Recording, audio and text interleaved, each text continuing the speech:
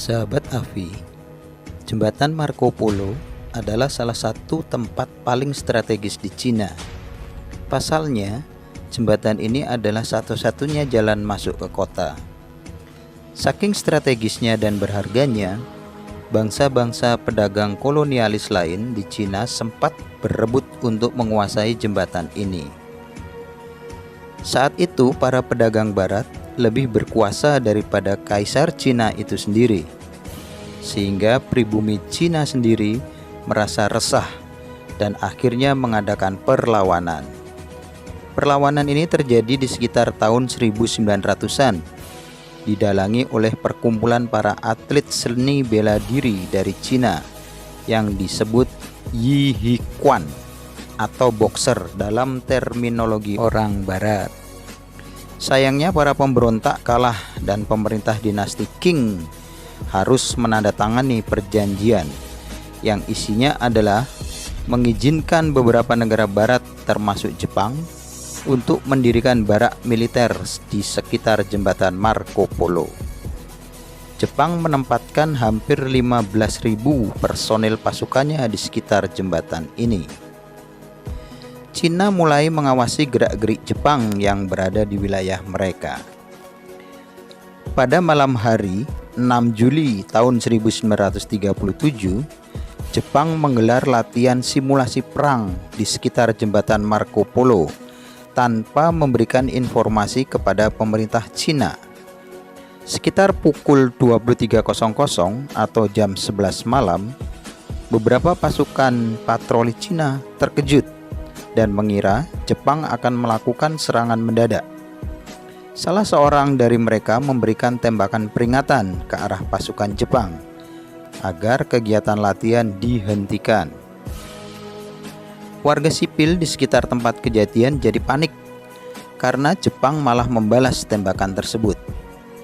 Kedua belah pihak pun saling serang selama beberapa jam.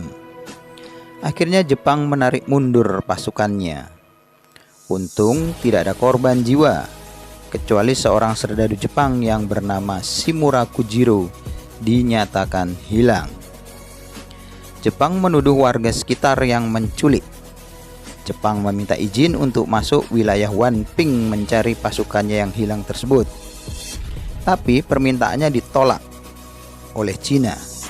Sebaliknya Cina berjanji akan mengirimkan beberapa utusan untuk membantu mencari tanpa ada campur tangan Jepang. Sekitar jam 4 pagi, Cina menepati janji dengan mengirim utusan untuk menyisir kota Wanping. Beberapa jam sebelumnya, sekitar jam 3 pagi, tanggal 7 Juli, serdadu Jepang yang hilang tadi ternyata sudah kembali ke barak. Tetapi, informasi ini tidak segera disebarkan. Padahal Jepang sudah terlanjur memerintahkan 4 kompi senapan mesin untuk menyerbu. Sementara utusan Cina sibuk mencari serdadu Jepang yang hilang, Jepang melancarkan penyerbuan besar-besaran ke dalam pasukan Cina, yang akhirnya karena perang tersebut maka jutaan nyawa melayang. Lalu bagaimanakah dengan serdadu yang dinyatakan hilang tadi? Ternyata pada saat latihan bersama di malam 6 Juli, tanpa izin perwiranya, serdadu tersebut langsung kabur ke suatu tempat untuk buang hajat atau BAB. Namanya Shimura Kujiro. Ia pergi berjam-jam tanpa diketahui oleh satupun teman-temannya. Ia baru kembali melapor ke markas sekitar jam 3 pagi.